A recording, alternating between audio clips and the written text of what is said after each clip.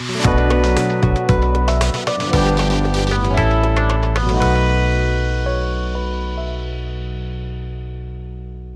అధ్యాయంలో చెప్పాడు కనుక 24వ అధ్యాయంలో మనము ఒకసారి 3వ వచనం చదువుకుందాం. చూడండి దయచేసి ఒకసారి.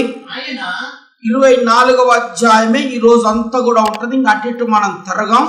ఒక్కసారి మీరు బైబిల్ తీస్తే చాలు. మత్తయి సువార్త 24వ అధ్యాయంగా తీస్తే చాలు. ఇక మళ్ళీ అటు ఇటు మనం రెఫరెన్స్లు చూడవు. ఇందులోనే మనం చెప్పుకునే విషయాలన్నీ కూడా ఉన్నాయి.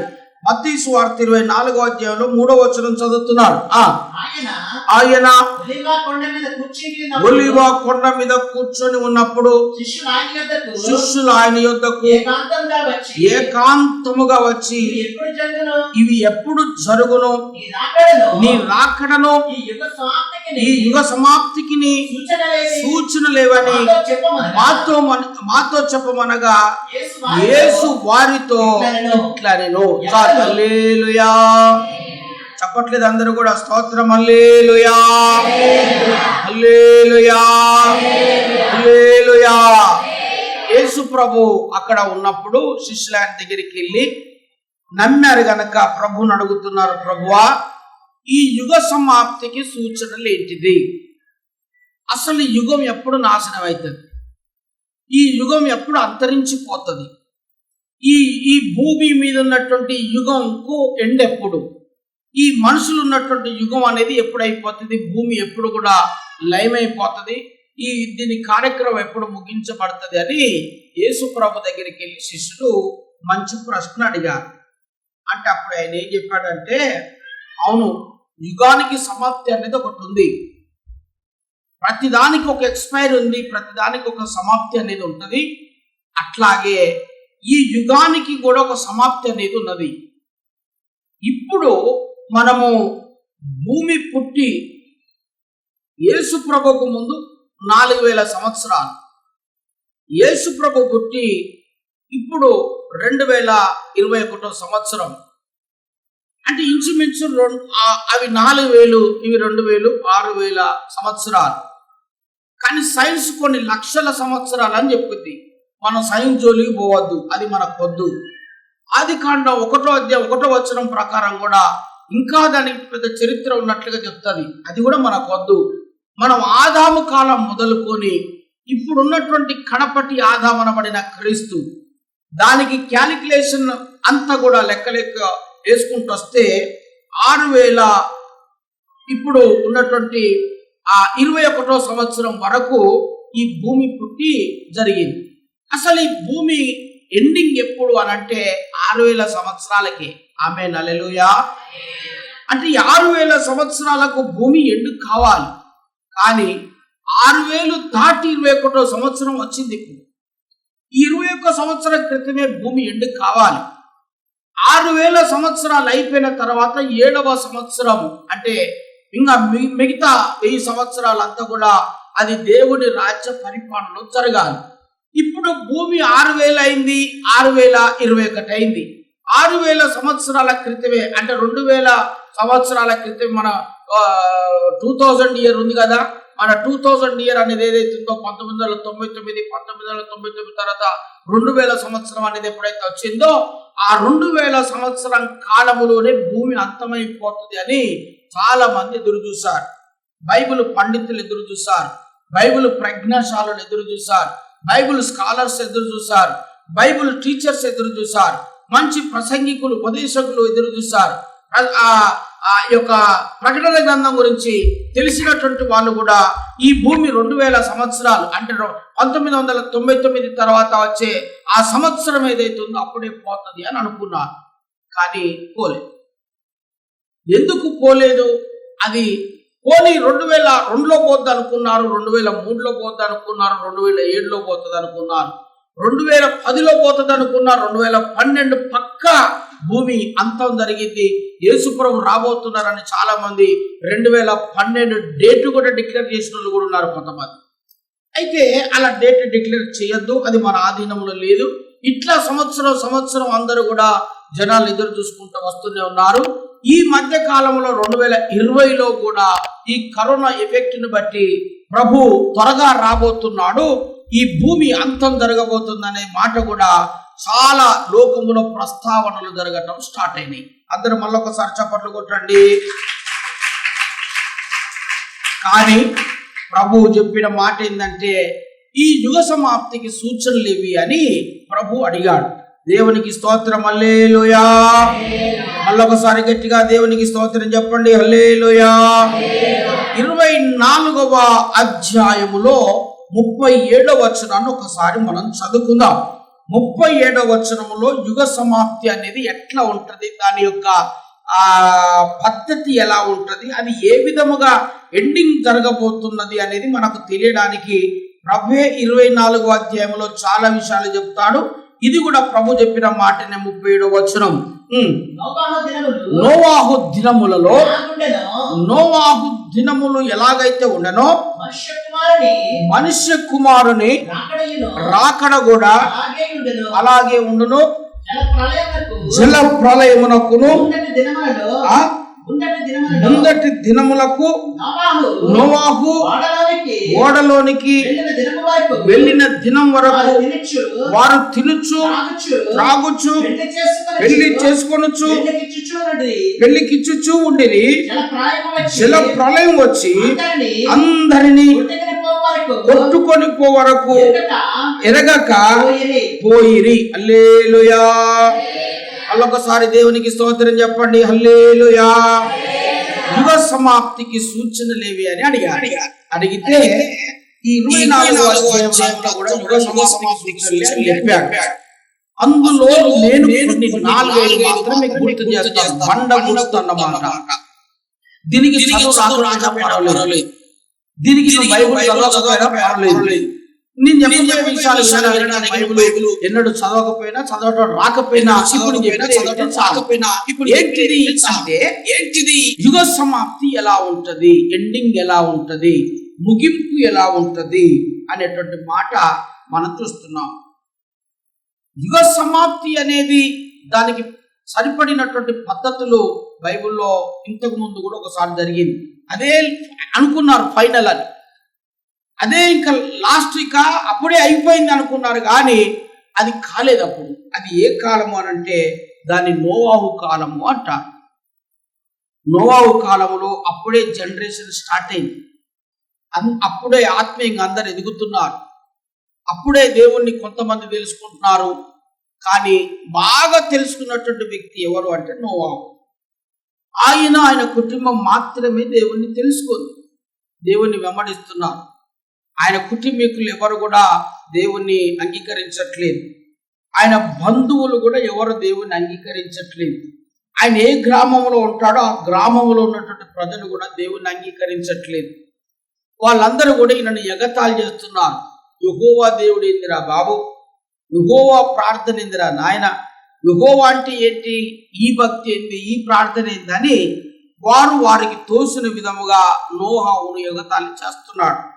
నోవాహు చేసిన పని ఏంటంటే తన భార్యను రక్షించుకున్నాడు, తనకున్నటువంటి కుమారులను రక్షించుకున్నాడు, తన కుటుంబాన్ని రక్షణలోకి నడిపించి వాళ్ళు కుడికే గాని ఎడమకే గాని పోకుండా, వాళ్ళు ఇటు అటు వైదొలగకుండా వారిని ఏం చేశాడు అనంటే ఆత్మీయంగా పెంచడం మొదలు పెట్టాడు. ఆయన ప్రార్థన చేసినప్పుడు భార్యా పిల్లలు, ఆయన దేవుని స్తుతించినప్పుడు భార్యా పిల్లలు, ఆయన దేవుని గణపరిచినప్పుడు భార్య పిల్లలతో సహా ఆయన కుటుంబం దేవుని గణపరిచింది. అది దేవునికి నచ్చింది. ఈ వార్త అందరికీ చెప్పాలి అని యెహోవా దగ్గర నుంచి వచ్చిన మాటను బట్టి ఆయన ఆనాడే సువార్త ప్రకటించాడు. దేవుడు అనేవాడు ఒకడున్నాడు. దేవుని ప్రజలారా, సృష్టికర్తను ఆరాధించాల్సినటువంటి మీరు సృష్టికర్తను మర్చి మీరు సృష్టిని పూజిస్తున్నారు. సృష్టికర్త అనేటువంటి ఒక వ్యక్తి ఉన్నాడు, ఆయన యెహోవా దేవుడు. ఆయనను ఆరాధించండి. ఆరాధించేవారు ఆత్మతో సత్యముతో ఆరాధించాలి. ఆయనే దేవుడు అని ఆయన సకల ప్రజలకు ప్రకటించాడు. ఎందుకు అనంటే వారు దేవుణ్ణి ఆరాధించటం మాని సృష్టిని పూజించటం మొదలు పెట్టారు. అంటే సూర్యుడిని, చంద్రుణ్ణి, నక్షత్రాలను, చెట్టును, పుట్టను, గుట్టను, రాయిని, రప్పను, వాళ్ళకి ఏది దొరికితే దాన్ని నమ్మటం, పూజించటం మొదలుపెట్టినప్పుడు ఇది కాదు, ఇది కరెక్ట్ కాదు, అందులో జీవం లేదు, అందులో ప్రాణము లేదు, కాబట్టి అవన్నీ కూడా చేతి పనులే, వాటిని కాదు మొక్కాల్సింది, సృష్టికర్తను మొక్కాలి, సృష్టికర్తను ఆరాధించాలి అని ఆనాడు నోవాహు చెప్పితే ఎవ్వరు కూడా వెళ్ళలేదు. జనమంతా చెడిపోయింది. ఎట్లా చెడిపోయిందంటే తింటం మొదలు పెట్టారు బాగా, త్రాగటం మొదలు పెట్టారు బాగా, పెళ్లిళ్ళు చేసుకోవటం, పెళ్లిళ్ళకి ఇవ్వటం, ఇండ్లు కట్టటం. ఇప్పుడు ప్రస్తుతం ఎట్లుంది హైదరాబాద్లో మీరు చూడండి, ఒక ఒక ఒక కాలనీకి వెళ్ళి రండి, మళ్ళీ 6 నెలలకి వెళ్ళి రండి, అక్కడ మొత్తం డెవలప్మెంట్ జరిగిపోతుంది. ఒక జిల్లాకి వెళ్ళండి, మళ్ళీ 1 సంవత్సరం తర్వాత ఆ జిల్లాకి వెళ్ళండి, డెవలప్మెంట్ అంతా జరిగిపోతుంది. ఎక్కడ చూసినా ఇండ్లు కట్టటం, ఎక్కడ చూసినా పెళ్లిళ్ళు, ఎక్కడ చూసినా త్రాగటం, ఎక్కడ చూసినా తినటం, ఎక్కడ చూసినా తినుడు త్రాగుడు సుఖించుడు, ఇలాంటి కార్యక్రమాలన్నీ కూడా ఇప్పుడు ఎట్లయితే మనకు జరుగుతున్నాయో ఇదే సేమ్ పరిస్థితి నోవాహు కాలంలో కూడా జరిగింది. హల్లెలూయా, హల్లెలూయా. ప్రజలందరూ నిమగ్నమైపోయారు, ఇండ్లు కట్టే విషయంలో నిమగ్నమైపోయారు, తినే విషయంలో, త్రాగే విషయంలో, ఎంజాయ్ చేసే విషయంలో అసలు సృష్టికర్తను మర్చి ఈ సృష్టిని వాళ్ళు ప్రేమించటం, సృష్టిని వెంబడించటం అనేది వాళ్ళు చేస్తున్నప్పుడు నోవాహు సువార్త చెప్పాడు, బాబు అట్లా కాదు, యెహోవా దేవుడు ఉన్నాడు, ఆయన త్వరగా రాబోతున్నాడు, నమ్మకపోయారా? ఇదిగో ఆకాశం నుంచి వర్షం రాబోతుంది, వర్షం కురుస్తుంది, వర్షం కురిస్తే జలప్రలయం వస్తుంది, ఈ జలప్రలయంలో అందరూ కూడా మునిగిపోతారు. దేవుడు జలప్రలయాన్ని రప్పించబోతున్నాడు. ఈ యుగం సమాప్తి కాబోతున్నది, ఈ లోకం సమాప్తి కాబోతున్నది. అది నోవాహు కాలం యుగం. ఇప్పుడు మనం ఉన్నది కృపాకాలం యుగం, అది ధర్మశాస్త్ర యుగం. ఆ యుగం అంతా కూడా మునిగిపోబోతున్నది అని నోవాహు క్లియర్గా చెప్పాడు. గమ్మత్తు ఏంటంటే అప్పటి వరకు వర్షం లేదు, వర్షం ఒక్క సుక్కు కూడా పడలేదు. అసలు వర్షం ఆకాశం నుంచి పడుతుందన్న సంగతి నోవాహు దినంలో ఎవరికి తెలియదు. అది ఎగతాళి చేశారు. ఆకాశం నుంచి వర్షం పడటం ఏంటిరా బాబు, ఆకాశం నుంచి వర్షం రావటం ఏంటిది, అసలు వర్షం అంటే ఎట్లుంటది, వర్షం ఏంటిది, పైన ఆకాశంలో నీళ్లు ఉంటాయా, పైన సూర్యుడు ఉన్నాడు, చంద్రుడు ఉన్నాడు, నక్షత్రాలు ఉన్నాయి, అక్కడి నుంచి నీళ్ళు ఎట్లా వస్తాయి, అది జలప్రలయం ఎట్లా వస్తుంది, ఈ లోకం అంత ఎట్లా మునుగుతుంది, ఈ యుగం ఎట్లా ఆ యుగ సమాప్తి అవుతుంది, కుదరదని చెప్పేసి ఆయన మాటను ఎవ్వరు కూడా నమ్మలేదు. అందుకని ఈ మాట మళ్ళీ తిరిగి నోవాహు దేవుని చెప్పాడు, ఎవ్వరు నా మాట నమ్మట్లేదు, నా సువార్త వినట్లేదు, జనాలు తినటం మానట్లేదు, త్రాగటం మానట్లేదు, వారు సుఖించటం మానట్లేదు, వారు పెళ్లికిచ్చుకున్నట్టే కానీ, పెళ్లి చేసుటే కానీ, ఇల్లు కట్టుటే కానీ, ఇలాంటి కార్యక్రమాలన్నీ కూడా ఇవి మానట్లేదు. కనుక వాళ్ళు నిమగ్నమైపోయారు లోకములో, లోక సంబంధులుగా, భూ సంబంధులుగా, శరీర సంబంధులుగా వాళ్ళు భూలోకంలో లీనమైపోయారు అని ప్రభుతో చెప్పినప్పుడు ప్రభు చెప్పిన మాట ఏంటంటే, ఇంకా వాళ్ళ సంగతి వదిలేను, వాళ్ళని మాట ఇంటలేదు, నీ స్వార్థ తినట్లేదు, జలప్రలయం అంటే వాళ్ళకి నమ్మకం పుట్టట్లేదు, జలప్రలయం అంటే వాళ్ళు ఇంట్లేరు కదా, నువ్వు పని చేయి, ఇక్కడి నుంచి అక్కడ దాకా అని కొన్ని కొలతలు ఇచ్చి ఒక పెద్ద ఓడను తయారు చేయించాడు. ఆ ఓడను తయారు చేయడానికి చాలా టైం పట్టింది, చాలా నెలలు పట్టింది, చాలా కాలం పట్టింది, చాలా మెటీరియల్ అవసరమైంది.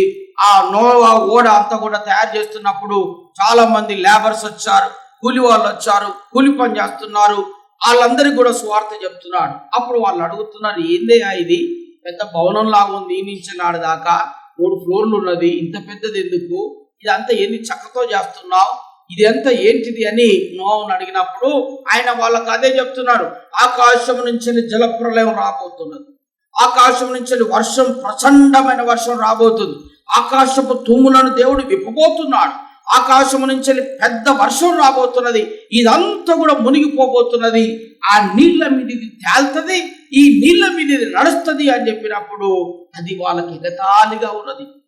నీళ్లు రావటం ఏంది, భూమి మునగటం ఏంది, భూమి మీద తేలటం ఏంది, అందులో మీరు ఉండటం ఏంటిది అని ఆయనను ఎగతాళి చేసుకుంటూ కూలి పని చేశారు, ఆయనను ఎగతాళి చేసుకుంటూ పని చేశారు, ఓడను తయారు చేశారు.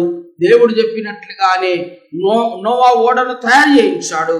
అందులో కావలసిన ఆడ మొగ జంతువులను, పక్షులను అన్నిటిని కూడా అందులో చేర్చాడు. ఎన్ని దినాలైతే ఉండాలో అన్ని దినాలకు కావలసిన పశువులకు, పక్షులకు, వీళ్లకు కావలసిన ఆహారాన్ని కూడా అందులో పెట్టుకొని రెడీగా ఉన్నాడు. డోర్ వేసుకున్న తర్వాత అప్పుడు ఆకాశపు తుమ్ములు విప్పబడ్డాయి. హల్లెలూయా! గట్టిగా చప్పట్లు కొట్టండి ఒకసారి అందరూ కూడా.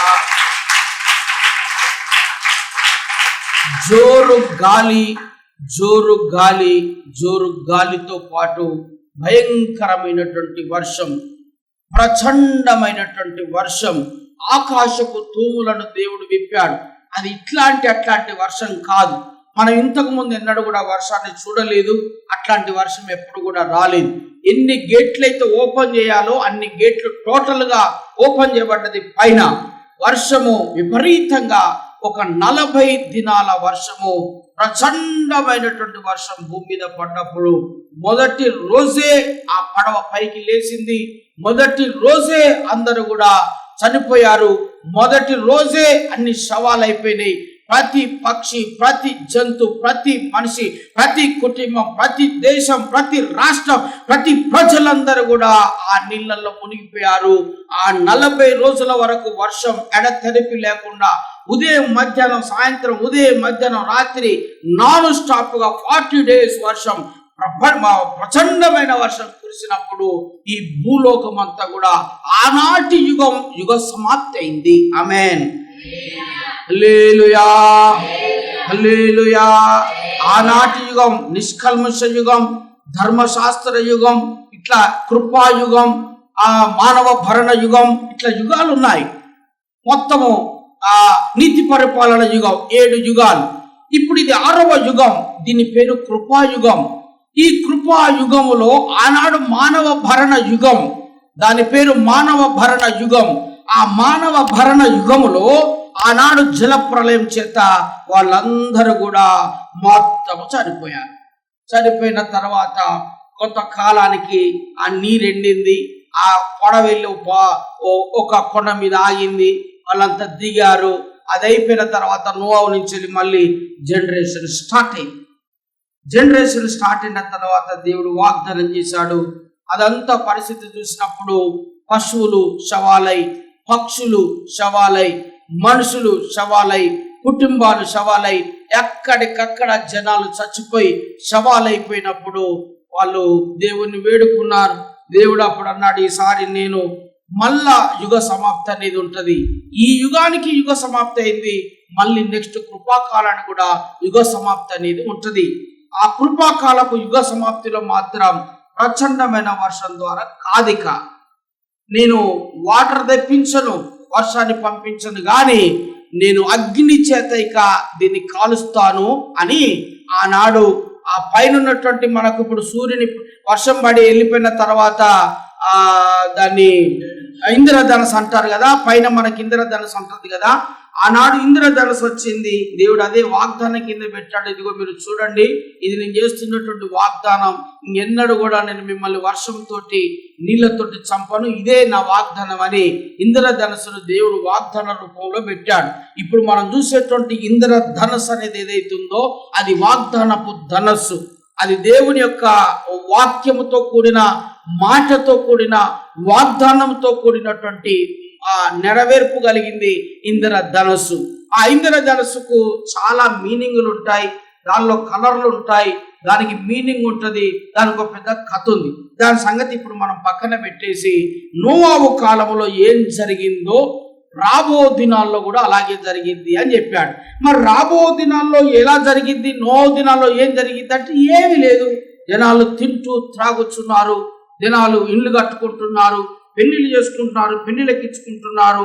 ఇలాంటి కార్యక్రమాలు అప్పుడు ఎట్లాగైతే జరిగాయో యాజ్ ఇట్ ఈజ్ గా ఈ కృపాయుగానికి ముగింపు కూడా అలాగే జరిగిందని చెప్పాడు. ఈ రోజు మనము చూస్తే అదే జరుగుతుంది. దీన్ని బట్టి ఇప్పుడు మనం అర్థం చేసుకోవాలి ఏంటంటే ప్రభు త్వరగా రాబోతున్నాడు. ఆమేన్. హల్లెలూయా. ప్రభు త్వరగా రాబోతున్నాడు. ఆనాటి కాలంలో ఎవ్వరూ నమ్మలేదు. నోవహు కాలంలో ససేర నమ్మలేదు. ఎంత మంచిగా అర్థమయ్యేటట్లుగా చెప్పినా నమ్మలేదు. అసలు గమ్మత్తు ఏంటంటే ఓడను తయారు చేసిన వాళ్ళకు భోజనం పెట్టిమని చెప్పాడు. ఒరే నాయన, జలప్రలయం రాబోతుంది, యెహోవా దేవుడు ఈ జలప్రలయం చేత నాశనం చేయబోతున్నాడని ఆ పని వాళ్ళకు చెప్పినా కూడా నమ్మలేదు. ఎంత చెప్పినా నమ్మలేదు. కానీ ఆ కుటుంబం ఒకటి మాత్రమే నమ్మింది. నమ్మినందుకు రక్షించబడ్డారు. ఆ విధముగానే ఈనాడు కూడా అనేక సందర్భాలలో నేను మీకు తెలియపరుస్తున్నాను, ప్రభు రాబోతున్నాడని. ఆనాటి కాలంలో ఎలాగైతే నమ్మలేదో ఈనాడు కూడా జనం నమ్మట్లేదు. నేనే కాదు, టీవీలల్లా అనేక విధాలుగా ఎక్కడ పడితే అక్కడ దేవుని సేవకులు యేసు ప్రభు త్వరగా రాబోతున్నాడని, యుగం సమాప్తి కాబోతున్నదని, యుగం సమాప్తి కాబోతున్నది, యేసు ప్రభు త్వరగా రాబోతున్నాడని, రాకడకు సూచనలలో అనేక సూచనలు ఉన్నాయని, ఆ సూచనలను నెరవేరుతున్నాయని ఎంత చెప్పినా కూడా జనాలు వారు ఏ విధమైనటువంటి నిర్ణయాలు తీసుకున్నారో అందులో ఫిక్స్ అయి ఉంటున్నారే కానీ అందులో నుంచి బయటికి రాలేకపోతున్నారు. జీవన విధానంలో మార్పు రాలేకపోతున్నది. ఆత్మీయతలో మార్పు రాలేకపోతున్నది. ఏ మనుషుడు కూడా సిద్ధపడలేకపోతున్నాడు. జ్ఞానం కలిగిన వారు మాత్రమే, బుద్ధి కలిగినటువంటి వారు మాత్రమే, గ్రహించగలిగిన వారు మాత్రమే ఇహలోక సంబంధమైన వాటి మీద మనసు పెట్టక పరలోక సంబంధమైన వాటి మీద మనసు పెట్టి సిద్ధపడుతున్నటువంటి వాళ్ళు కొందరే ఉన్నారు. వారి మహిమ కలిగినటువంటి సంఘం. హల్లెలూయా, చెప్పండి గట్టిగా, దేవునికి స్తోత్రం. హల్లెలూయా. అదే అపోస్తుల యొక్క బోధలో ఎవరైతే కట్టబడుతున్నారో, అపోస్తుల బోధ ఎవరైతే గ్రహించగలుగుతున్నారో, అపోస్తుల బోధను ఎవరైతే అనుసరించగలుగుతున్నారో, అపోస్తుల బోధ ఎవరికైతే అర్థమవుతున్నదో, అపోస్తుల బోధలో ప్రభు రాకడని ఎవరైతే అర్థం చేసుకుంటున్నారో వారు మాత్రమే సజీవుడైనటువంటి దేవుని కోసము ఎదురు చూస్తున్నారు. మనం ఎదురు చూడాలి. పిచ్చి వాళ్ళుగా మనం ఉండొద్దు, గుడ్డి వాళ్ళుగా మనం ఉండొద్దు. కొంతమంది అంటారు సీనియర్స్, అయ్యా నా చిన్నతనం నుంచి యేసు ప్రభు వస్తాడని మా తాతలు చెప్పారు, మా తండ్రులు కూడా చెప్పారు. నేను ఇప్పుడు వృద్ధురాలయ్యాను. ఇదిగో మా తాతలు మా తండ్రులు కూడా నా చిన్నతనం నుంచి చెప్పుకుంటూ వచ్చారు కానీ ఇప్పటి వరకు రాలేదని అట్లా వంకర టింకర మాటలు, లేకపోతే ఎక్కిరించేటువంటి మాటలు, లేకపోతే ఎగతాళి చేసేటువంటి విధముగా కొన్ని మాటలు ఉంటాయి. మనం పుట్టు క్రైస్తవులం అయితే అయి ఉండొచ్చు, మన తాతలు బిషప్పులు అయితే అయి ఉండొచ్చు, మన తండ్రులు బిషప్పులు అయితే అయి ఉండొచ్చు. అవును, వాళ్ళు చెప్తున్నారు వస్తున్నాడని, తప్పేముంది? వాళ్ళ కాలంలో వాళ్ళు అర్థం చేసుకొని నోవహు దినాలు ఆ కాలంలో కూడా ఉన్నాయి కనుక ఇదే అనుకొని వాళ్ళు చెప్పారు. రాలేదు. రాకపోతే రాకుండా ఉంటాడా? రాకుండా మానేస్తాడా? రాకుండా ఉంటాడా అంటే కాదు. 100% సూచనలన్నీ కూడా ఇప్పుడు ఆ కాలం కంటే ఇప్పుడు ఈ కాలంలో మాత్రము 100% చాలా క్లారిటీగా యేసు ప్రభు గడప మీద నిలబడి ఇంకో కాలు వేసినట్లుగా సూచనలన్నీ కూడా మనకు కనబడుతున్నాయి. ఎవరైతే నమ్ముతారో, బుద్ధి కలిగినటువంటి కన్యకల్లాగా 10 మంది ఉన్నారు. 10 మందిలో 5 విశ్వసించి నూనె పట్టుకొని వెళ్ళారు. మనం తీసుకెళ్లిన నూనె కానీ తక్కువ అయితే ప్రభువును ఎలా ఎదుర్కొంటాం? దీటితో ఎలా ఎదుర్కొంటాం?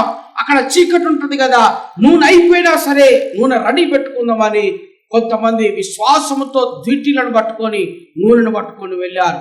కొంతమంది వెళ్ళారు, ఇంకో 5 కూడా వెళ్ళారు. కానీ వారు సరిపడినటువంటి సిద్ధపాటు లేకుండా వెళ్ళారు. ఇంకా చూస్తున్నారు వస్తాడు యేసు ప్రభు అని, ఆయన రాబోతున్నాడని చూస్తున్నారు, రాలే. వస్తున్నాడు అని అనుకొని చూస్తున్నారు, రాలే. త్వరగా యేసు ప్రభు సడన్ గా వచ్చేసరికి వీళ్ళు దీటిలో తీసుకున్న నూనె అయిపోయింది. మళ్ళీ ఆ దీటిలను వెలిగించారు. ఒక 5, మిగతా 5 దగ్గర లేదు.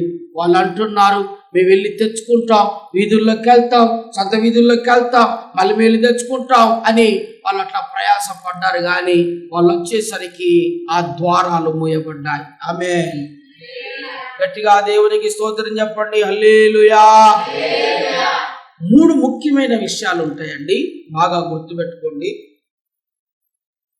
యేసు ప్రభు నమ్మటం, దేవుడని నమ్మటం చాలా కష్టం.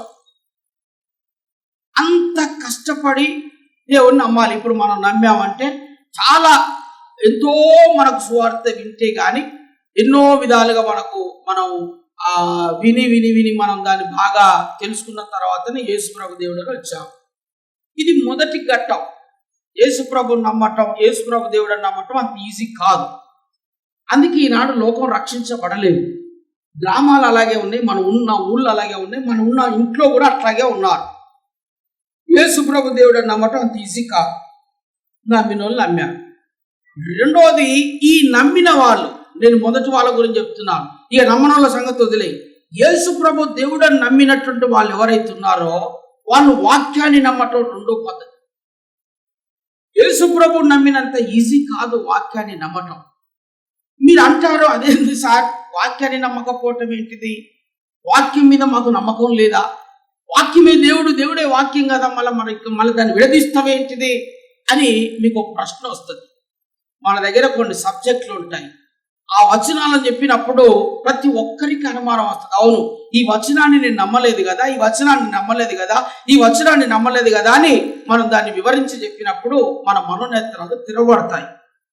అంటే ఇప్పుడు రెండవది ఏంటిది అని అంటే, యేసుప్రభు నమ్మటం ఎంతో కొంత పర్వాలేదు, కానీ యేసుప్రభు నమ్మినటువంటి వారు వాక్యాన్ని నమ్మటం చాలా కష్టం. అంటే సంఘం వాక్యం నమ్మటం అనేది అంత ఈజీ కాదు. కొన్ని వచనాలను మాత్రమే నమ్ముతారు, కొన్నిటిని మాత్రమే నమ్ముతారు. ఇది వాక్యాన్ని నమ్మకనే కదా. కొంతమంది పరిశుద్ధాత్మ లేదనేది, కొంతమంది స్వస్థతలు లేవనేది, కొంతమంది దర్శనాలు లేవనేది, కొంతమంది ప్రవచనాలు లేదనేది. మరి ప్రాబ్లం ఏంటిది అంటే వాక్యం నమ్మకనే కదా.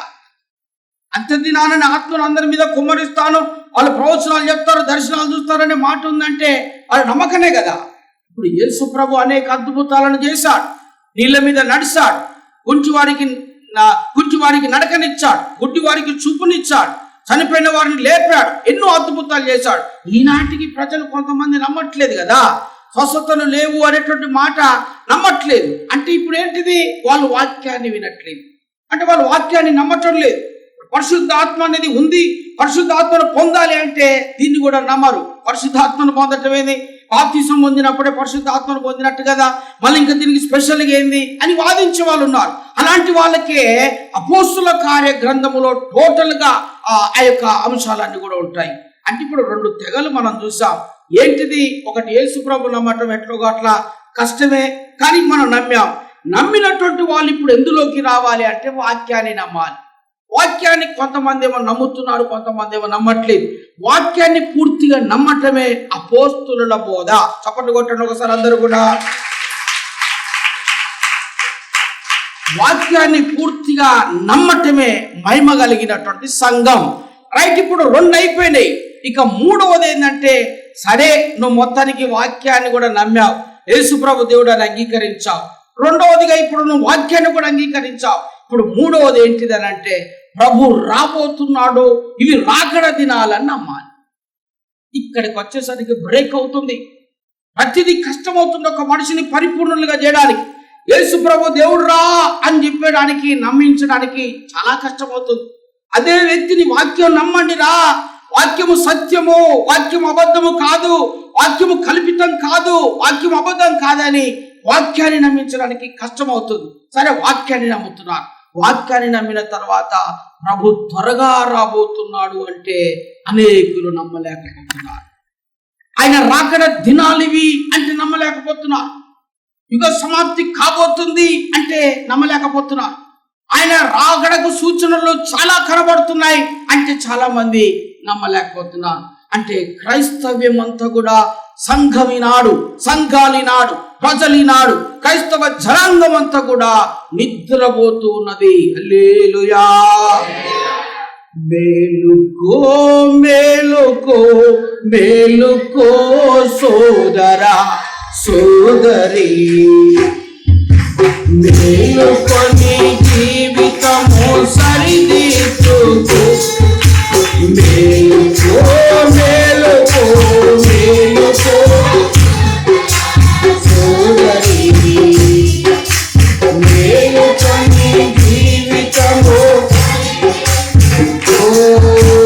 పాపమనే నిద్రలో మునిగి ఉన్నదేవో, రక్షణనే సిలువలో తేలకో.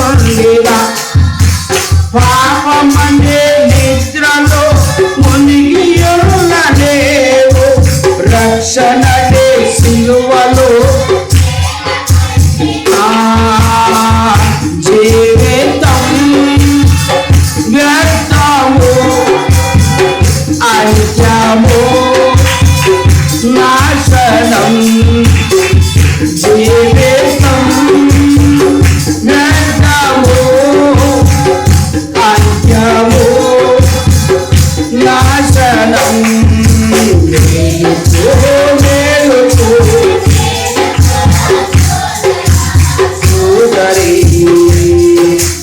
మేలుకొని జీవితము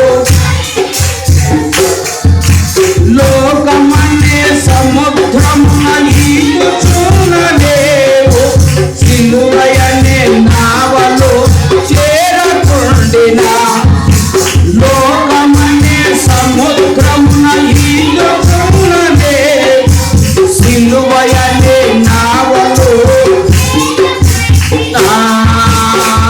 విజయము పొందావు పరమున చేరావు విజయము పొందావు పరమున చేరావు మేలుకో మేలుకో సోదరా సోదరి మేలుకొని జీవితము ఈ లోకం నీదిగా నీతి కోరురా పరలోకం నీ కొరకు ఈ లోకం నీది కాదు నీతి పరలోకం చేర్చియున్నది అందుకో ఈవిని అందుకో యేసుని అందుకో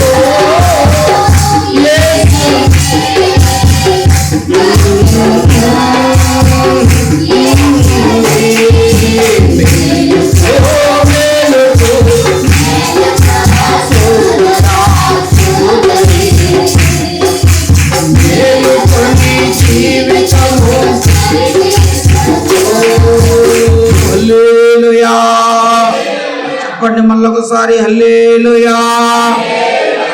3 విషయాలు క్రైస్తవ లోకానికి జరుగుతున్నాయి.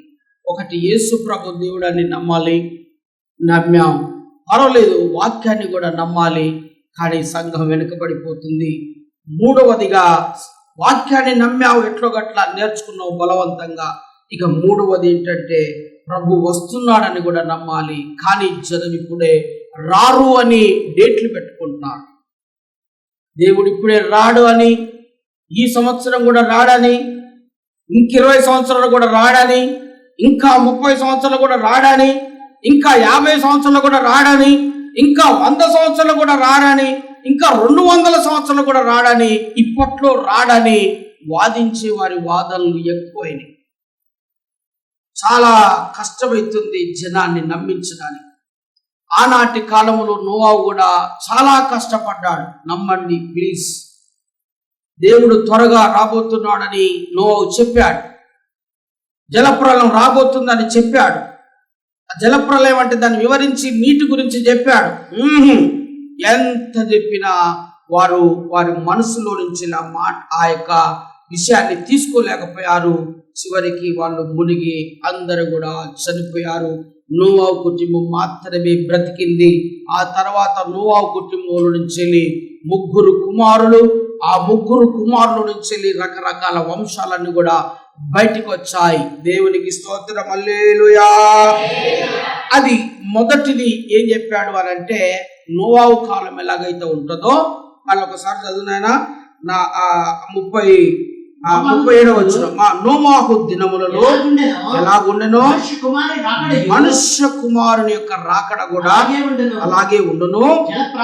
జల ప్రళయమునకు ముందటి దినములను నోవాహు ఓడలోనికి వెళ్ళే వరకు వాళ్ళు తినుచు త్రాగుచు పెళ్లి చేసుకొనుచు పెళ్లికి ఇచ్చుచు ఉండి జల ప్రళయం వచ్చి అందరినీ కొట్టుకొని పోవరకు వినకపోయిరి. హల్లెలూయా. అది ఒకటి. ఇంకా రెండవది చెప్తాడు. రెండవది కూడా సూచన చెప్తాడు ఎలా ఉంటది, యేసుప్రభు రాకడకు ముందు పరిస్థితులు ఎలా ఉంటాయి అనేది మరొక మాట కూడా చెప్తాడు. ఏంటంటే 32వ వచనం చూద్దాం. చూడండి ఒకసారి 32వ వచనం.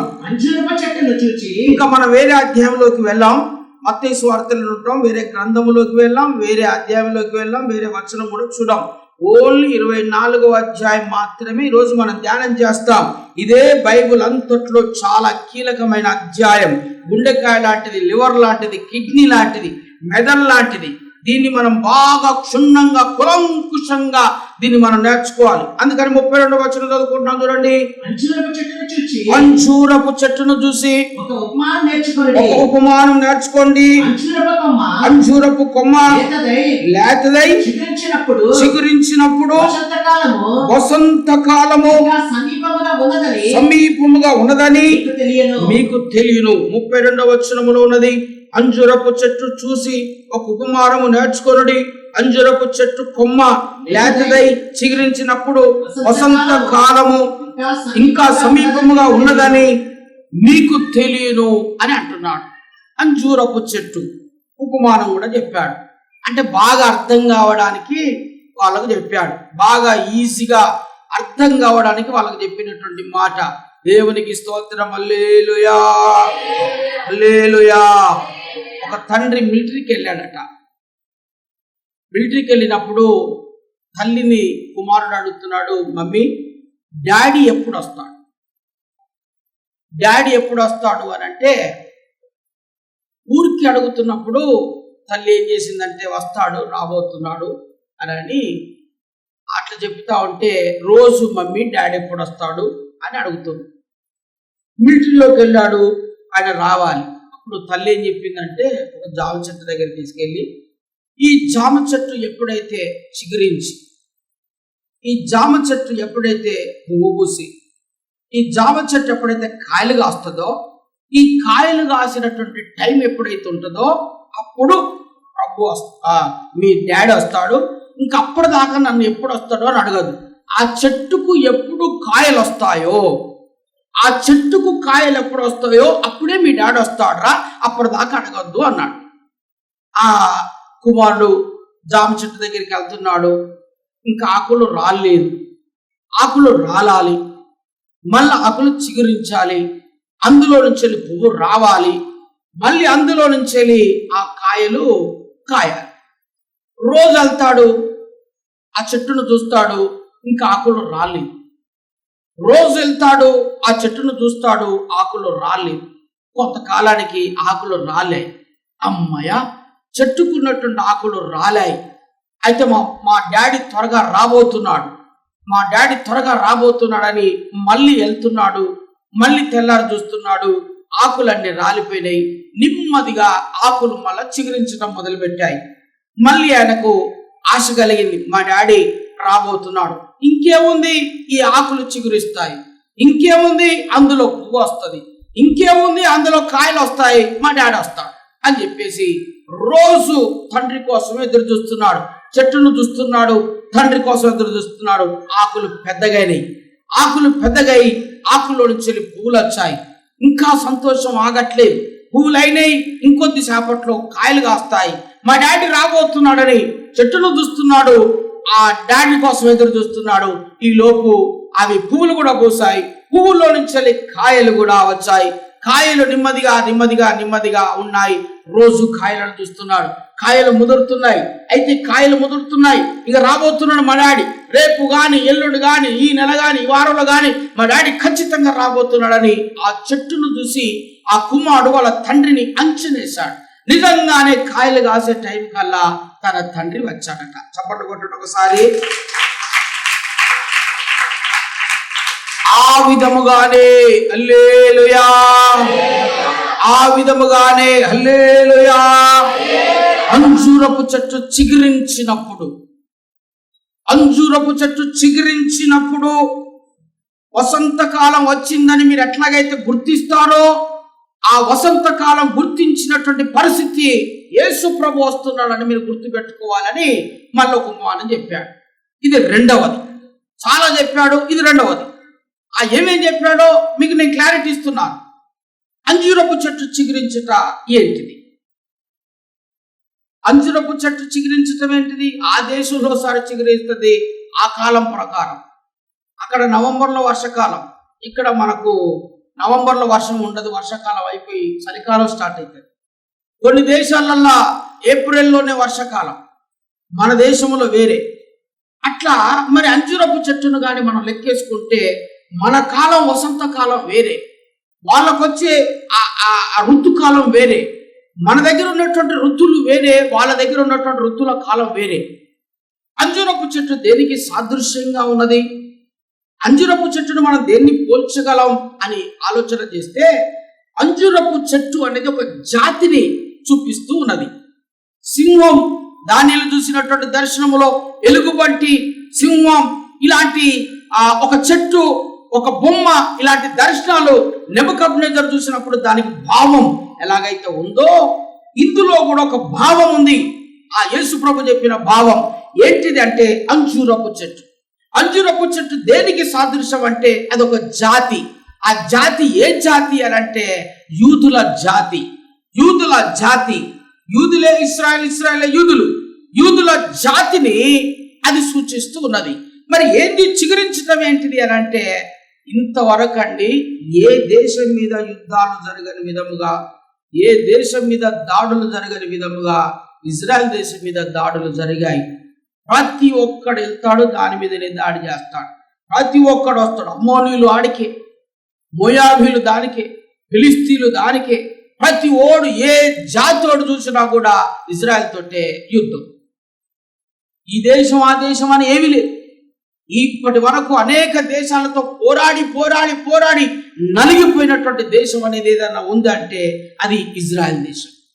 అందుకని అందులో అక్కడ ఉన్నటువంటి ప్రజలందరూ కూడా ఒక చక్రవర్తి కాలంలో వాళ్ళందరినీ కూడా లక్షలాది మంది ప్రజలను, యూదులను చంపినప్పుడు మిగిలిన యూదులందరూ కూడా భయపడి మాటి మాటికి మా దేశం మీద యుద్ధం, మాటి మాటికి మా మీదికి శత్రువులు, మాటి మాటికి ప్రాణభయం, ఈ దేశంలో మేము ఉండమని యూదులందరూ కూడా చెదిరిపోయారు.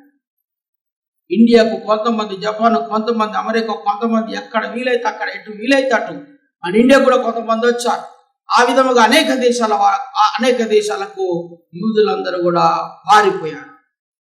దేశం అంతా కూడా ఖాళీ అయిపోయింది. ఆ విధముగా అక్కడ కొంతమంది భరించి అక్కడే ఉన్నారు.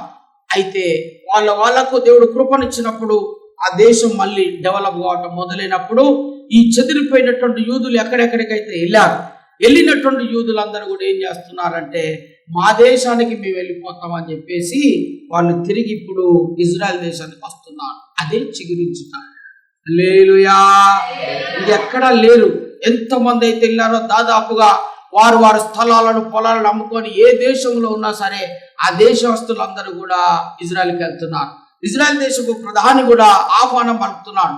ఎక్కడెక్కడైతే మీరు యూదులు ఉన్నారో రండి, మీకు నివాసం కల్పిస్తాం, రండి మీకు రాయితీలను ఇస్తాం, రండి మీకేం కావాలో అన్ని కూడా సదుపాయాలను ఏర్పాటు చేస్తామని చెప్పినప్పుడు సకల ప్రజలు ఎక్కడెక్కడైతే ఏ దేశానికి వెళ్ళిన యూదులు ఉన్నారో వాళ్ళందరూ కూడా తిరిగి మా దేశానికి మేము వెళ్తామని చెప్పేసి ఇజ్రాయెల్ దేశం అంతా కూడా చేరుకుంటున్నారు. అదే అంజూరపు చెట్టు చిగురించుట. చప్పట్లు కొట్టండి ఒకసారి. ఇప్పుడు ప్రభు చెప్పిన మాట ఏంటంటే, అంజూరపు చెట్టు చిగురిస్తున్నప్పుడు వసంతకాలం వచ్చిందని మీరు ఎట్లాగైతే గ్రహిస్తారో, అంజూరపు చెట్టు చిగురించినప్పుడు ప్రభు రాకడ కూడా ఉంటుందని మీరు అట్లా గ్రహించాలి అనేటువంటి రెండవ సూచన. ఆ రెండవ సూచన ఏంటంటే, ఇజ్రాయెల్ దేశం అంతా కూడా వాళ్ళ ప్రజలతో మళ్ళీ నిండిపోయింది. వాళ్ళు యూదులే కావచ్చు, ఇశ్రాయేలే కావచ్చు, ఎవరన్నా కానీ ఆ దేశపు ప్రజలంతా కూడా ఆ దేశానికి చేరుకుంటున్నారు. మొత్తం ఆ దేశం అంతా కూడా చిగురించింది. ఇది రెండవ పద్ధతి, దేవుడు వస్తున్నాడు అని చెప్పడానికి. ఆ పిల్లోడు జామ చెట్టును చూసి, ఆ కాయలను చూసి, ఆ పిందెలను చూసి, ఆ కాయలను చూసి, ఆకులను చూసి వస్తున్నాడు మా తండ్రి రాబోతున్నాడు అని ఎలాగైతే ఆ చెట్టును చూసి ఆ కుమారుడు ఎలాగైతే సిద్ధపడ్డాడో ఈ రోజు మనం ఒకటి నోవహు దినాన్ని గుర్తించాలి, రెండవది మరి ఇజ్రాయెల్ దేశాన్ని కూడా గుర్తిస్తే ఈ రెండు కూడా మన కంటికి కొట్టొచ్చినట్లుగా కనబడుతున్నాయి. ఆమేన్, హల్లెలూయా. ఇకనైనా మనము ప్రభు సన్నిధిలో నేత్రాలను తెరవాలి. ఇహలోక సంబంధమైన వాటి మీద మనసు పెట్టకుండా, భూలోక సంబంధమైన వాటి మీద మనసు పెట్టకుండా, ఇహలోక సంబంధంగా పోరాడకుండా పరలోక సంబంధమైన వాటి మీద మనసు పెడితే ఆయన పాద ధూళి దగ్గర, ఆయన పాద సన్నిధిలో గొర్రెపిల్ల ఎక్కడికి వెళితే అక్కడ ఆయనను స్తుతించుకుంటూ మనం వెళ్ళొచ్చు. ఆ యుగాన్ని మనం మర్చిపోవద్దు, ఆ రాజ్యాన్ని మనం మర్చిపోవద్దు, ఆ మహిమ కలిగిన రాజ్యాన్ని మనం మర్చిపోవద్దు. అంతకంటే గొప్ప భాగ్యం ఇంకొకటి భూమి మీద ఏది కూడా లేదు. ఈ రోజు నీకు ప్రధానమంత్రి పదవి ఇస్తున్నా, ఈ రోజు నువ్వు ముఖ్యమంత్రి పదవి ఇస్తున్నా, అది దుమ్ము ధూళితో సమానమే. అది 5 సంవత్సరాలు ఉంటుంది, 10 సంవత్సరాలు ఉంటుంది, కానీ నిత్యత్వంలోనికి మాత్రం అది నడిపించదు. ఈరోజు నువ్వు పేదోడివి, నువ్వు పేదరాలు, అన్నం లేదు, నీళ్లు లేవు, నీకు వస్త్రాలు లేవు, లేకపోతే స్థలం లేదు, పొలం లేదు, నిరుపేదగా నువ్వు ఉంటే ఉండొచ్చు, కానీ నీ కోసం ఏర్పాటు చేసినటువంటి ఒక నిత్యత్వం ఉన్నది. ఆ నిత్యత్వంలోనికి మనం చేరుకోవాలి. హల్లెలూయా. గట్టిగా దేవునికి స్తోత్రం చెప్పండి. హల్లెలూయా. 24వ అధ్యాయం 27వ వచనం కూడా ఒకసారి చూడండి, ఎట్లా ఉంటది ఆయన ప్రభు రాకడ దినాలు. మత్తయి సువార్త 24వ అధ్యాయం 27వ వచనం. మెరుపట తూర్పున పుట్టి తూర్పున మెరుపు కొట్టి పడమరకు ఎట్లా కనబడుతుంది, జబగ్గుమని ఎట్లాగైతే మెరుస్తుందో అట్లా, అలాగే మనుష్య కుమారుని రాకడ కూడా ఉంటది. మనుష్య కుమారుని రాకడ ఎట్లుంటది అంటే, అందరు నన్ను చూడండి, నిద్రపోతున్నట్టున్నారు, యేసు రక్తం చేయి, హల్లెలూయా. కొంతమంది కుర్చీల సందులలో కూర్చున్నారు. ఇక నెక్స్ట్ వీక్ కుర్చీలు అయిపోయారు, ఇక తప్పదు కుర్చీలలో. ఎందుకంటే కుర్చీల సందులలో కూర్చుంటే నాకు కనపడట్లేదు. సంతు వచ్చే వారం ఈ స్త్రీలకు కుర్చీలు ఒక 10 అంతే, ఎవరెవరు కూర్చున్నారో వాళ్ళకి వేసేసి. రైట్, హల్లెలూయా. రైట్, ఎక్కడ దాకా వచ్చాం మనం? మెరుపు. ఇప్పుడు మనం వర్షాకాలం, వర్షం వచ్చినప్పుడు మనం ఏం చేస్తామంటే మెరుపు కనపడుతుంది. మనం పక్కన మెరుపు కనబడుతుంది, కనురెప్ప పాటలో మెరుపు అవుతుంది, అప్పటికప్పుడే మెరుపు వస్తుంది, అప్పటికప్పుడే మెరుపు మాయమైపోతుంది. అది ఎట్లాగైతే మెరుపు ఇంట్లోని పిలిచి రారా మెరుపు చూడు అనేసరికి ఉంటుందా, అది మెరుపు పోతుంది. పక్కన పిలిచి మెరుపు వచ్చింది, ఇందాక ఆకాశం మెరిసింది అని చెప్పితే ఈయన లోపటి నుంచి బయటకు వచ్చే లోపే మెరుపు మెరిసింది, తూర్పున పుట్టింది, పడమరకి వెళ్ళినట్లుగానే యేసు ప్రభు రాకడ కూడా ఎట్లుంటుంది అని అంటే, నువ్వు చూస్తూ ఉండగానే మనం ఇట్లా అందరం కూర్చున్నాం, ఆయన ప్రభు వస్తాడు. ఇక్కడ కొంతమంది కనపడు, కొంతమంది ఉంటారు. నువ్వు పక్కన ఏది ఎక్కడికి వెళ్ళారు, ఎట్లా వెళ్ళారు అని నువ్వు ఇట్లా చూస్తూ ఉంటావు అంతే, కానీ వాళ్ళు ఇక్కడ ఉండరు. ఒకరేమో తిరగలి ఇసురుతుంటారు, ఇద్దరు కలిపి ఒకరే ఉంటారు. మాంసంలో ఇద్దరు పడుకుంటారు, ఒక్కడు ఉంటాడు.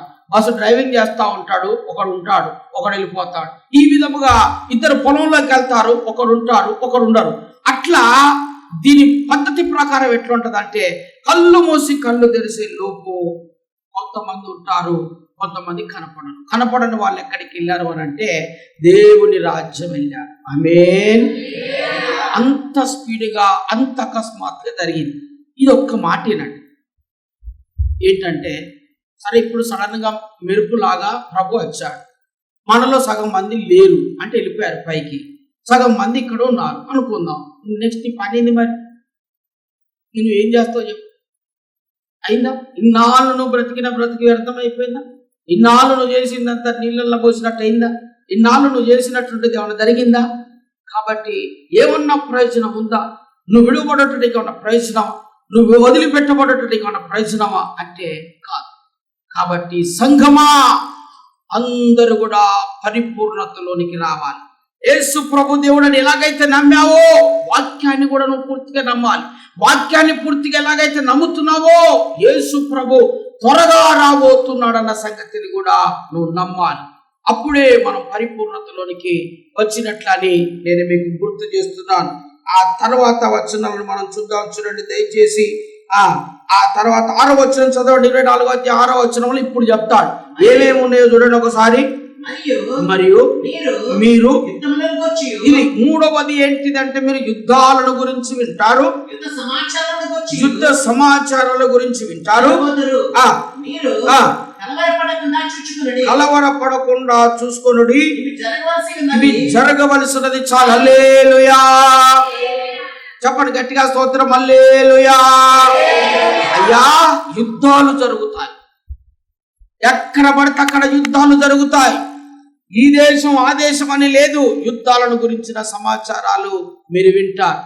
ప్రతి దేశం అటండి యుద్ధానికి సంబంధించినటువంటి ఖర్చే దేశంలో ఎక్కువ శాతం బడ్జెట్ తీస్తారట.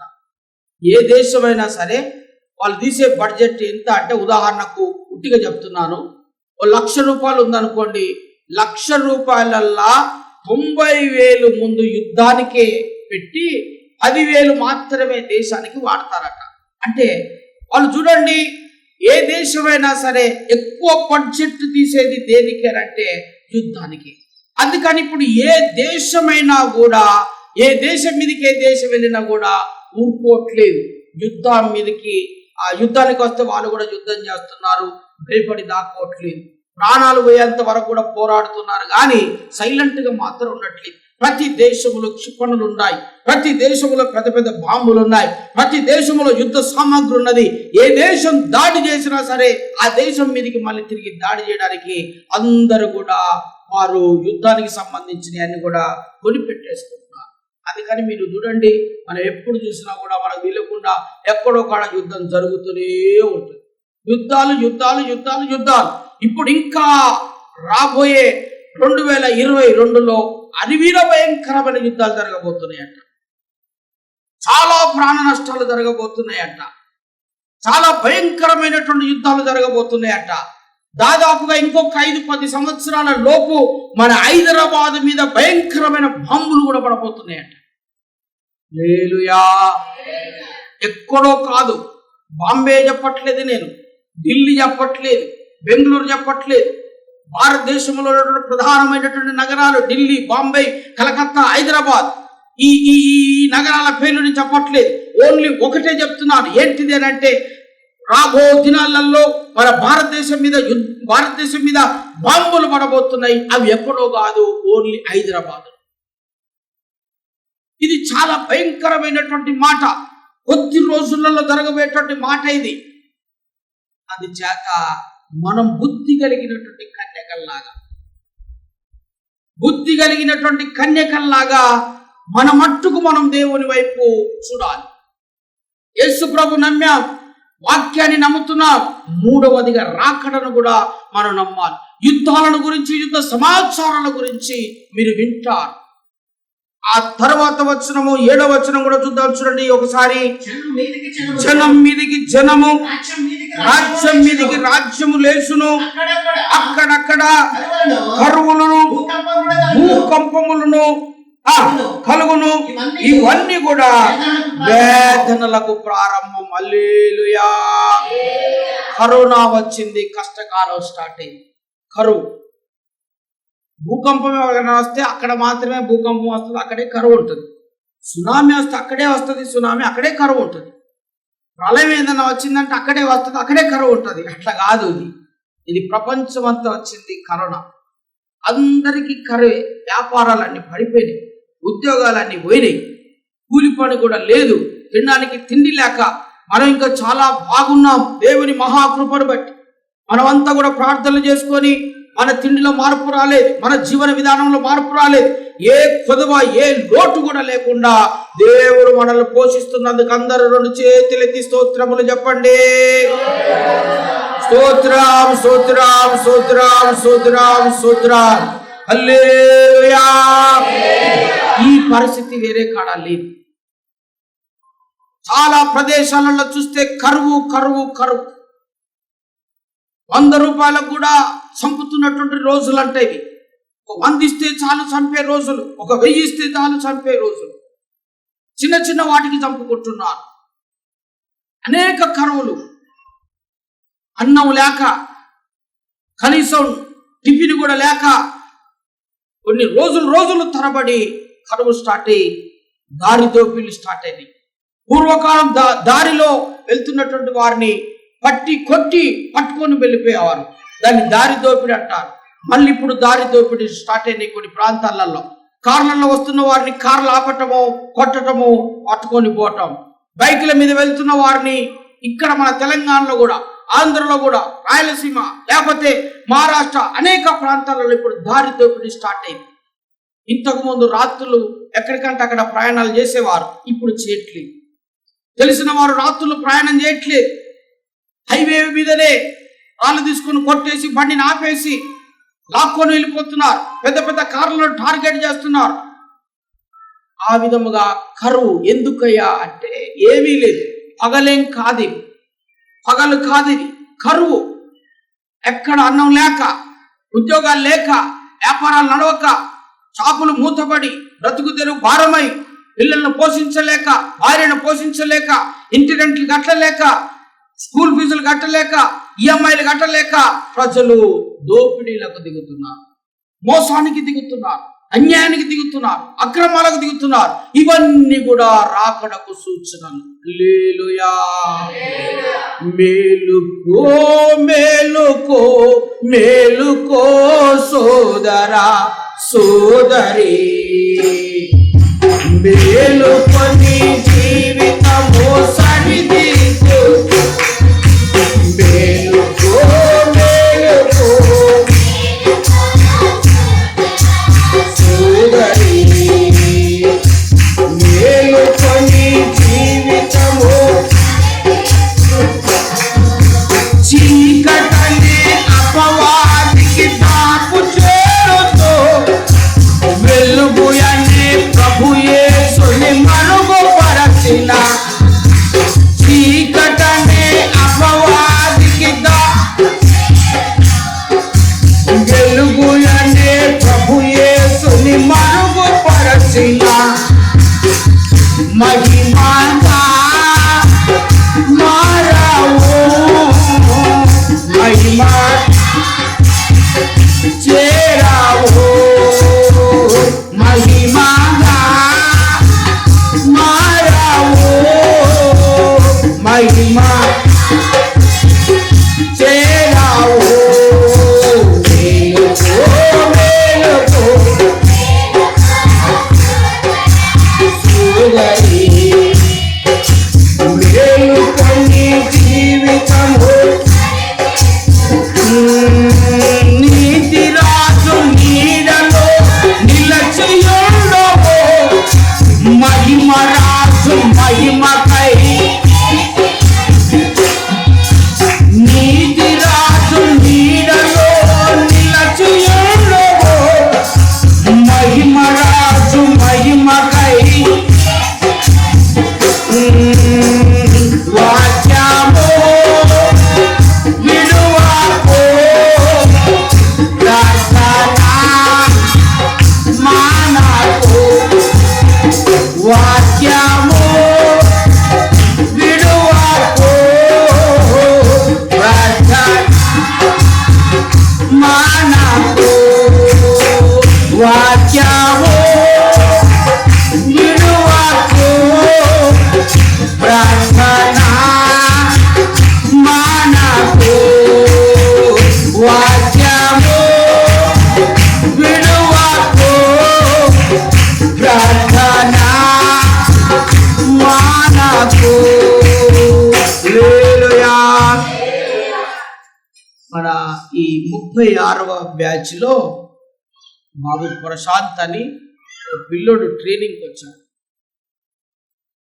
వాళ్ళది కొయ్యలగూడెం, అక్కడ ఆడపల్లిగూడెం దగ్గర. వాళ్ళ మామగారు అంటే వాళ్ళ భార్య తండ్రి, వాళ్ళ మామకు ఒకతే కూతురు, ఇంకా అబ్బాయిలు లేరు, అమ్మాయిలు లేరు, ఒకతే కూతురు. ఆ కూతురుకి ప్రశాంత్ అనే పిల్లని పెళ్లి చేశాడు. ఆయన పేరు పిఎస్ రాజ్ అని నా స్నేహితుడు. మేమంతా కూడా ఆ ప్రాంతంలో దుర్నిత్తనాలు వేసాం. మా అత్త అటు దివిసీమ అంతా హోరాహోరిగా వాడబడ్డాం మేము. అయితే మొన్న పాపం కరోనాతో చనిపోయాడు ఈ సంవత్సరమే, గత 3-4 నెలల క్రితం. మంచి సంఘాలు, 400-500 మంది సంఘం అట్లా 4 సంఘాలు ఉన్నాయి. మంచి రిచ్ సేవ, ధనికులు. ఆయన చనిపోయాడు, కుమారులు లేరు, ఆ సేవ డిస్టర్బ్ అయింది. కాబట్టి ఇప్పుడు ఆ కుమారుడు అల్లుడు దాన్ని టేకప్ చేసి ఆ సేవ నడిపించడానికి పూనుకున్నప్పుడు మనం తెలుసు పాతోళ్ళం కనుక మన దగ్గరికి ట్రైనింగ్ వచ్చాడు. మన సాక్ష్యం చెప్తున్నాడు. మన మరణానికి ముందు మన మరణం మనకు తెలియాలని మనకు లెసన్ చెప్పాడు. డైరెక్ట్గా చచ్చిపోవటం కాదు, నువ్వు చనిపోవడానికి ముందు నీ మరణం నీకు తెలియాలి. నువ్వు ఏ రోజు చచ్చిపోతున్నావో నీకు తెలియాలి, నువ్వు చెప్పి చావాలి. అట్లయితే నువ్వు పరలోకంకి వెళ్ళినట్టు, లేకపోతే లేదు. ఉట్టుటిగా చచ్చిపోవటం కాదు, చచ్చిపోవడానికి ముందు మన మరణం మనకు తెలియాలి.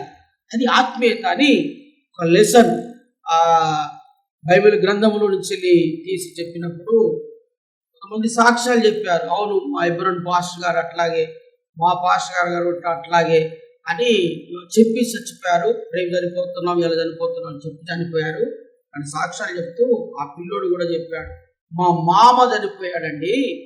మా మామ సండే నాడు, మా మామయ్య సండే నాడు చెప్పాడు, నేను మళ్ళా ఉండను, మా నెక్స్ట్ వీక్ కల్లా నేను ప్రభు దగ్గరికి వెళ్ళిపోతున్నాను అని సాక్ష్యం చెప్పాడు. ఇక ఆయన వెళ్ళిపోతున్నాడు కనుక చాలా స్పీడ్గా ఒక ట్రైన్ ఎక్కడానికి మనం ఒక ఊరికి వెళ్ళడానికి సిద్ధపడుతున్నప్పుడు ఎట్లాగైతే త్వరగా మనం ఎట్లాగైతే సర్దుకొని మనం సిద్ధపడతామో, ఆయన అట్లాగే అందరినీ కలవటాలు, ఏ పనులు పూర్తి చేయాలో ఆ పనులు పూర్తి చేసి ఆయన చెప్పినట్లుగా ప్రభునందు నిద్రించాడట. ఆమేన్. ఆ విధంగా చెప్పినట్టుగానే ప్రభునందు నిద్రించాడు. మంచి మరణం, గొప్ప మరణం, అది సిద్ధపాటు. జీవితం అంటే ఆట పాట కాదు. జీవితం అంటే భూమి మీద బ్రతకొచ్చు, ఎట్లయినా బ్రతకొచ్చు, పెద్ద సంగతి కాదు. ఒక్క పూట కూడా దీన్ని మనం బ్రతకొచ్చు. నూకలన్నంతో, రేషన్ బియ్యంతో కూడా మనము బ్రతకొచ్చు. కానీ బ్రతుకుడు కంటే ముఖ్యంగా బ్రతకటం ఈజీ, ఎవరైనా బ్రతుకుతారు. కానీ పరలోకం చేరటం అంత ఈజీయా? పరలోక రాజ్యం చేరటం అంత ఈజీయా అంటే కానే కాదు. అది మన చేతిలో లేదు. మనము దేవుని స్వరూపముగా మార్చబడాలి. దేవుని స్వరూపంలోకి మనం రావాలి. దేవుని స్వరూపంలోకి చేర్చబడాలి. క్రీస్తును పోలి నడిచినట్లుగా లైఫ్లో మార్పు అనేది వస్తేనే కానీ ఆ మహిమ కలిగిన రాజ్యమును మనం చేరగలుగుతాం. బయటపడాలి. మనమంతా కూడా ఆదరణ వాక్యాలు వినటం, ఓదార్పు వాక్యాలను వినటం, ఇంకా ఆదరణ, ఇంకా ఓదార్పు, ఇంకా బలము, ఇంకా విశ్వాసం, ఇలాంటి అన్నిట్లో నుంచి బయటికి రావాలి. ఆశీర్వాదం దీవెన మాటలో నుంచి బయటికి రావాలి. ఆశీర్వాదం దీవెనని నేను దేవుని రాజ్యం తీసుకొని వెళ్ళదు. ఆశీర్వదించబడతావు, దీవించబడతావు, అంతే. దానివల్ల నీకు ఉపయోగం ఏమీ లేదు. ఆశీర్వదించబడటం కాదు, దీవించబడటం కాదు, దేవుని రాజ్యం ఎత్తబడడానికి అభిషేకించబడాలి. హల్లెలూయా, హల్లెలూయా. దేవుని రాకడలో ఎత్తబడేటువంటి అభిషేకాన్ని కలిగి ఉండాలి. ఆ అభిషేకం నీకున్నదా? అభిషేకం నువ్వు కలిగి ఉన్నవా? నువ్వు ఆశీర్వదించబడ్డావు. ఇది కాదు నీకు కావాల్సింది. ఇది నిన్ను తీసుకెళ్తుందా? నీ డబ్బు నిన్ను దేవుని రాజ్యం తీసుకొని వెళ్తుందా? నీ డబ్బు నిన్ను బాగు చేస్తుందా?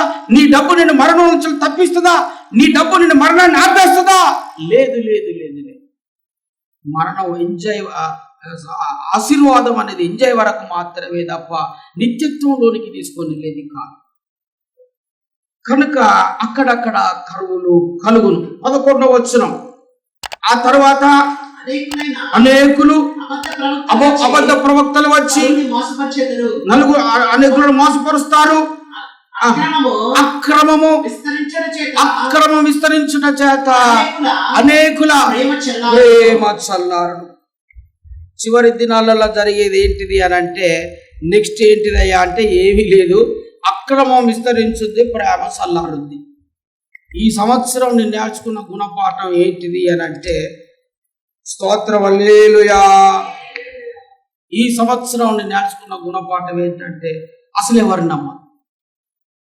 కొత్త అనుభవం ఏంటిది అని అంటే, అస్సలు ఎవరిని నమ్మను. జాగ్రత్తగా అది బైబిల్ ముందే చెప్పింది, నీ పడకలో పడిన భార్యని నమ్మద్దని ఉంది బైబిల్. అసలు నీ పడకలో పడుకున్న భార్యనే నమ్మద్దని, ఏ స్నేహితుని నమ్మద్దని ఉంది. చాలా వచనాలు ఎవరిని నమ్మద్దని, యెహోవాను మాత్రమే నమ్మాలి. కనుక కొత్త ఎక్స్పీరియన్స్ ఇయర్లో నాకేంటిది అని అంటే, ఎవరిని నమ్మద్దు, జాగ్రత్తగా ఉండాలి. హల్లెలూయా. ఎందుకు అనంటే ఈ చివరి దినాలలో క్రమం అనేది పోతుంది, క్రమం అనేది ఉండదు. ఇది క్రమం అండి, ఇది ఒక రూల్ అండి, ఇది ప్రోటోకాల్ అండి. లేదు, ప్రోటోకాల్ లేదు, గిటోకాల్ లేదు, ఏ కాల్ ఉండదు, ఏ కాల్ ఉండదు, ఏది ఉండదు, ఏ ఎథిక్స్ ఉండవు.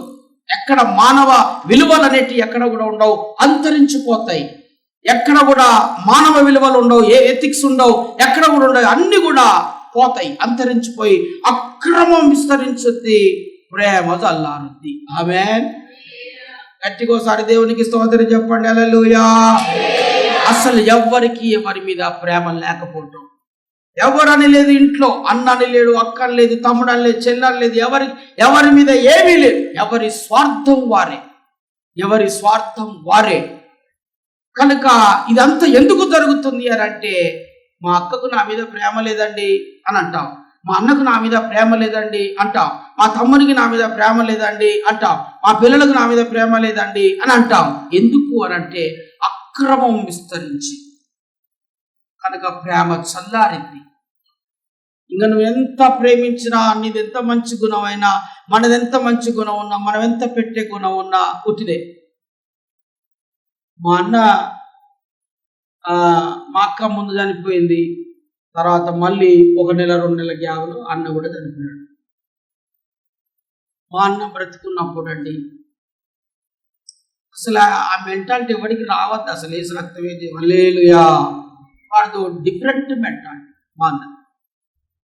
ఇప్పుడు 10,000 కావాలనుకోండి, ఇస్తాం, మళ్ళీ అడుగుతాడు, మళ్ళీ ఇస్తాం, మళ్ళీ అడుగుతాం, ఇస్తాం, మళ్ళీ అడుగుతాడు, ఇస్తాం. ఎప్పుడైతే ఇయ్యమో అప్పుడు ఇవన్నీ కూడా పోతాయి. అసలు తీసి అవతల పడేస్తాడు. ఏసు రక్తమే అంటే ఒక స్పష్టంగా ఒక తెలుగు భాషలో ఒక మాట ఉంటుంది చూడండి, పెడితే పెళ్లి కొడతాడు లేదా సాగు కొడతాడని. అదన్నమాట. వాడు అడిగినప్పుడల్లా ఇవ్వాలి, ఇస్తే నేను మంచోడు. వాడు అడిగినప్పుడల్లా ఇవ్వలేదనుకో, నేను వేస్ట్ గాడు. ఈ మాట అంటాడు, వేస్ట్ గాడు అంటాడు, మా తమ్ముడు వేస్ట్ గాడు అంటాడు. అట్లా నాకు లేనప్పుడు కూడా, నాకు అవసరం ఉండి కూడా ఎన్నోసార్లు నా స్థాయికి తగ్గట్టుగా, నా కెపాసిటీ ప్రకారం 100 రూపాయలు ఇచ్చినట్టే, నా స్థాయి ప్రకారం నాకు లేకపోయినా చేసిన సందర్భాలు ఎన్నో ఉన్నాయి. ఓసారి చాలాసార్లు చేశాను, వెంటనే మళ్ళీ నెక్స్ట్ మంత్ అడిగేశాను, లేవన్నా అన్నాను, ఇచ్చేశాడు. అంతే. ఇంచుమించు 1 సంవత్సరం 2 సంవత్సరాల వరకు నాతో మాట్లాడారు.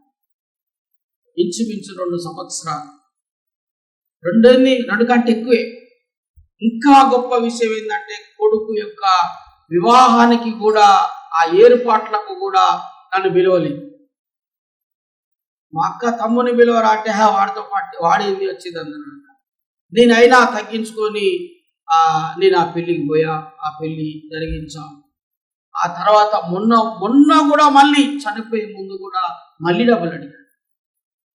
నేనేమనుకున్నానంటే, కూతురుంది, వివాహానికి ఇంకా చాలా పనులు ఉన్నాయి, ఆ టైంలో ఇప్పుడు ఇద్దరు వేస్ట్గా చేస్తాడు, తిండికి దానికి తిని పెడతాడు అని చెప్పేసి నేనేమో నా మనసులో మంచి ఉద్దేశం కలిగి ఉండేవాడిని. సందర్భం వచ్చినప్పుడు చూద్దాంలే, అప్పుడు ఇద్దాంలే అని.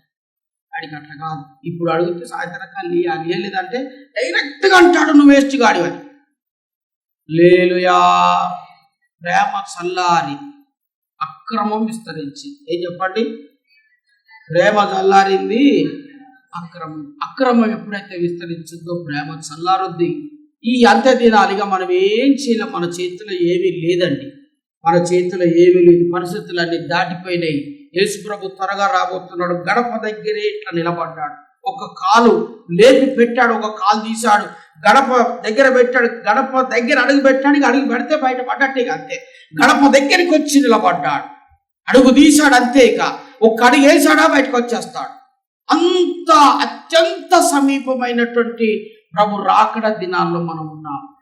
ఇంకాను ఏదో సుదీర్ఘంగా 100 years నువ్వు ఆ ప్లాన్ వేసుకుంటే ఎట్లా, తరతరాల వరకు నువ్వు ప్లాన్ చేసుకుంటే ఎట్లా?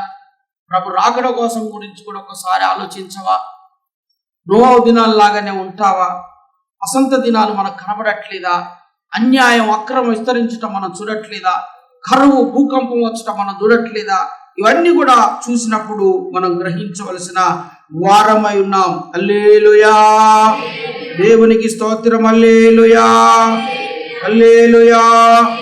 ఈ విధముగా ఆమె షులమ్మిత్ ఏమంటుంది అని అంటే, నా ప్రియుని స్వరం వినబడుచున్నది, ఇదిగో ఆయన, ఇదిగో అతడు వచ్చుచున్నాడు, గంతులు వేయుచు కొండల మీదను ఎగసి దాటుచు మెట్టల మీదను అతడు వచ్చుచున్నాడు. క్లారిటీగా ఉన్నది. దీన్ని బట్టి అర్థమైంది ఏంటంటే, అమ్మగారు చాలా సిద్ధపడి ఉంది. అంటే షులమ్మిత్ యేసు ప్రభును అడుగడుగున పిన్ను పిన్ను గ్రహిస్తున్నది, త్వరగా రాబోతున్నాడు అన్నది ఆమెకు అర్థమైపోయింది. ఆనందంగా ఉంది. ఆ విధముగానే నువ్వు ఏ పనన్నా చేసుకో, ఏ వ్యాపారం అన్నా చేసుకో, ఏ ఉద్యోగం అన్నా చేసుకో, ఏదన్నా చేసుకో, నో ప్రాబ్లం. నువ్వెంతన్నా సంపాదించుకో, అది సమస్య కాదు ఇక్కడ. కానీ నువ్వు ప్రభు రాకడకు మాత్రమే సిద్ధపడాలి. సర్వలోకాన్ని సంపాదించుకొని ఆత్మను పోగొట్టుకుంటే ఏం ప్రయోజనం? కాబట్టి సర్వలోకాన్ని సంపాదించుకో, కానీ నీ ఆత్మను మాత్రం పోగొట్టుకో. నువ్వు ఎంత కావాలో అంత సంపాదించుకో, నువ్వేమేం చేస్తావో చేసుకో, కానీ దేవుణ్ణి పక్కన పెట్టదు, దేవుణ్ణి మర్చిపోవద్దు, దేవుణ్ణి విడిచిపెట్టద్దు. ఆయన స్వరం వినేవాళ్ళు గాను ఆయన రాకడలు ఎత్తబడే వాళ్ళంగా ఉండాలని గుర్తు చేస్తున్నా. ఇటు మాటలను దేవుడు దీవించునుగాక. ఆమేన్. ప్రార్థన చేద్దాం. అందరూ కూడా ప్రభు సన్నిధానంలో ప్రార్థన చేద్దాం. కన్నులు మూసినట్లయితే చిన్న ప్రార్థన చేద్దాం. లేదు, మాకు ప్రార్థన కొంచెం ఎక్కువగానే చేయాలి ఉందంటే మోకరించి ప్రభుని అడగండి, నన్ను నీ రాజ్యానికి సిద్ధపరచయ్యా. నోవహు దినం లాగా వద్దు, నోవహు దినం లాగా వద్దు. నోవహు దినములు అందరూ కూడా మాటలు విన్నారు కానీ సిద్ధపడలేదయ్యా. మేము అట్లొద్దు, మేలుకోగలిగిన వారమై ఉండాలి. మేము బుద్ధి కలిగిన కన్యకలాగా ఉండాలి. నీ రాకడలో ఎత్తబడేటువంటి ఆ స్వరమును వినేటువంటి ఆ శక్తిని కలిగిన వారమై ఉండాలని ప్రభును మనం వేడుకోవాలి. ఎప్పటికప్పుడు దేవుని అడగాలి, అయ్యా నీ రాజ్యం కావాలి, నీ రాజ్యం కావాలి. నీతో పాటు మేము యుగయుగాలు మహిమ కలిగిన సంఘం, మహిమ కలిగిన సంఘం, మహిమ కలిగిన సంఘం. దేవుని నమ్మటమే కాదు, వాక్యాన్ని కూడా నమ్మాలి. వాక్యం నమ్మటమే కాదు, ప్రభు రాకడను కూడా నమ్మాలి. ఆయన త్వరగా రాబోతున్నాడని నమ్మాలి. ఆయన త్వరగా రాబోతున్నాడన్న సంగతి నువ్వు నమ్మితేనే నువ్వు బలపరచబడతావు. ఈ లోకం కాదు మనకు శాశ్వతం, ఈ లోకం కాదు మనకు శాశ్వతం, ఈ డబ్బు కాదు మనకు శాశ్వతం, ఉద్యోగాలు వ్యాపారాలు కాదు మనకు శాశ్వతం, ఇల్లు వాకిళ్ళు కాదు మనకు శాశ్వతం, అన్నదమ్ములు కాదు మనకు శాశ్వతం, తల్లిదండ్రులు కాదు మనకు శాశ్వతం. ఎవ్వరు కూడా శాశ్వతం కాదు. ఒక్క యేసు ప్రభు మాత్రమే శాశ్వతం. ఆయనదే శాశ్వతమైన కృప. ఆ శాశ్వతమైన ఆ దేవునితో నువ్వు యుగ యుగాలు ఉండాలనుకుంటున్నావా? ఉండాలనుకుంటే, ఆ రాజ్యములను చేరాలనుకుంటే, ఆ మహిమ కలిగిన రాజ్యములను ఉండాలనుకున్నట్లయితే ప్రభు సన్నిధిలో ప్రార్థన చెయ్యి. అయ్యా నేను హక్కుదారునిగా ఉన్నాను,